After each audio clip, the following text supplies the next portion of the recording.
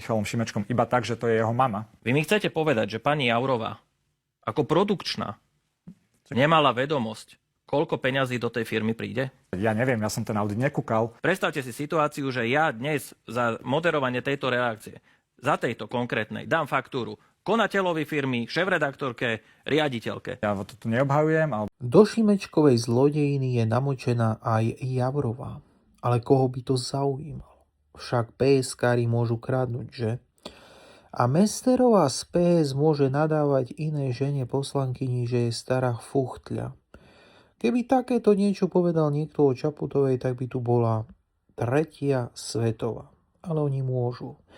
Dnes sa v televíznych debatách ukázalo v plnej paráde, čo sa falošných primitívov sú PSkári.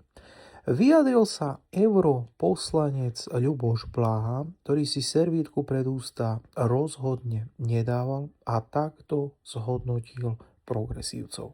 Ďakujem ti, že sleduješ politickú konzervu. Budem rád, ak nám dáš odber, zazdieľaš nás a budeš sledovať skupiny v opise pod môjim